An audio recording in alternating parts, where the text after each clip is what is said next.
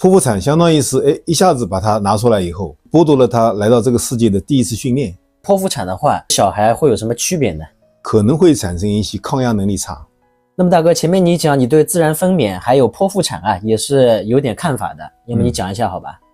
我是这样认为的啊，就是实际上就是这个分娩过程是母亲跟孩子共同完成的过程。那么假如说这个剖腹产相当于是一下子把它拿出来以后，剥夺了他来到这个世界的第一次训练。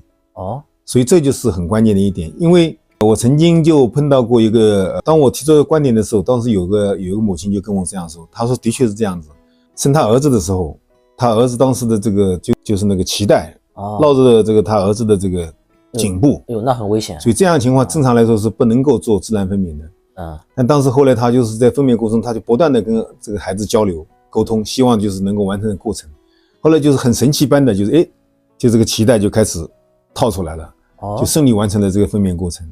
所以我就为什么说尽量在可能情况下面能够实现自然分娩。那么就是说，如果不是自然分娩的，是剖腹产的话，这个小孩会有什么区别呢？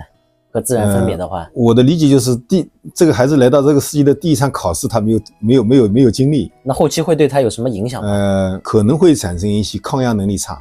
抗压能力差，对。那具体怎么讲呢？抗挫能力差一点就长大后可能碰到什么逆境，对，会有些觉得会退缩啊等等当然这是我的一家之言没有经过什么科学的这个或者是对，就是你自己的这个我的观点，你自己的观点嘛，这很正常。对。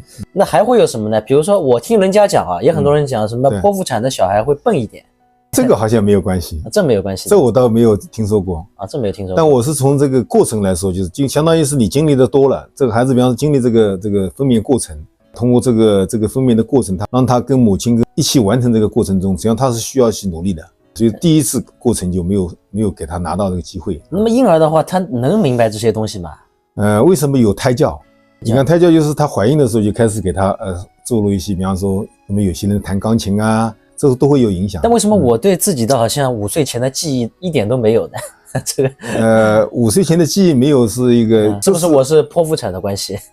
这个应该没有关系吧？应该没有关系对，5岁前的记忆少，应该有，但是少。我是一点都想不起来，我5岁前的记忆一点都想不起来对感觉像白活了。那么像大哥，你是剖腹产还是？我们那个时代都是正常的，现在剖腹产比例很高。剖腹产比例很高。对，我只是提供这样的一个概念给大家就是有些东西还是要遵循一个自然规律。自然规律，对，自然规律。